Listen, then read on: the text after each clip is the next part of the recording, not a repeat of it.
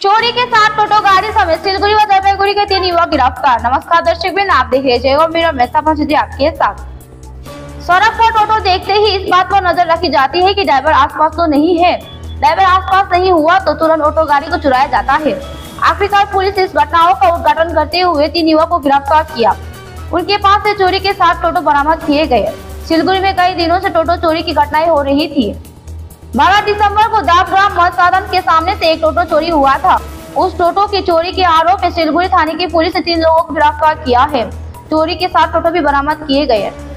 CCTV footage को देखने के बाद पुलिस ने जटेश्वर इलाके से अबीर गुहा नामक युवक को गिरफ्तार किया है। उसे पूछताछ के बाद मेंदरगुड़ी से श्यामल रॉय और प्रसन्नजीत रॉय नामक 2 युवक को गिरफ्तार किया गया। मेंदरगुड़ी दोभानी इलाके से चोरी के साथ टोटो बरामद किए गए। अबीर सिलगुड़ी के विभिन्न स्थानों से टोटो चुराता था, फिर उसे मेंदरगुड़ी ले जाके बेचता था। प्रत्येक टोटो लगभग 30-40 हजार में बेचा गया था। टोटो का नंबर प्लेट भी उतार लिया जाता था। पुलिस ने गिरफ्तार लोगों को हिरासत में लिया और टोटो को जब्त कर लिया गया है। আসার জন্য অনেক ধন্যবাদ।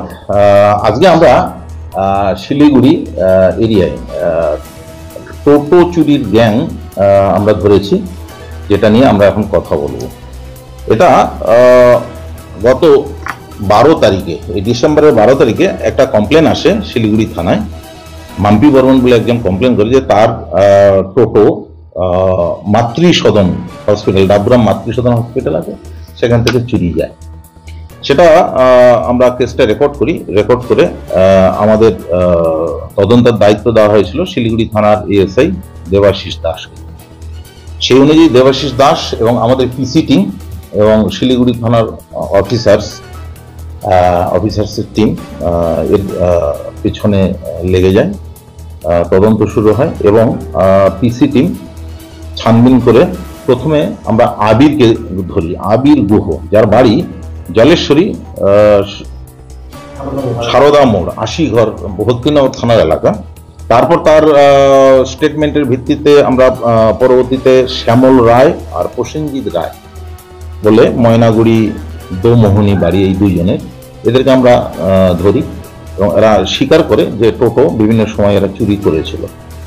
সেই অনুযায়ী আমাদের পিসি এবং শিলিগুড়ি থানার অফিসার্স যে টিম, তারা এই 3 জনকে পুলিশ রিমান্ডে নেয়।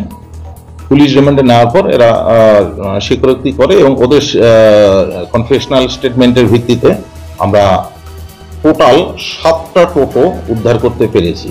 যেটা এই কেসের টোটো তো উদ্ধার হয়েছে এবং বিভিন্ন সময় ওরা বিভিন্ন এরিয়া থেকে যে টোটো চুরি করেছিল সেই টোটোগুলো আমরা 7টা উদ্ধার করতে পেরেছি। এবং আমরা আবার আবিরকে দেখছি, আমরা আবার পুলিশ রিমান্ডে নেওয়ার জন্য আমরা ভাবছি, নিয়ে আরো যদি কিছু উদ্ধার করা যায়, আমরা এখনো এক্সপেক্ট করছি যে আরো কিছু উদ্ধার করা হয়তো সম্ভব হবে।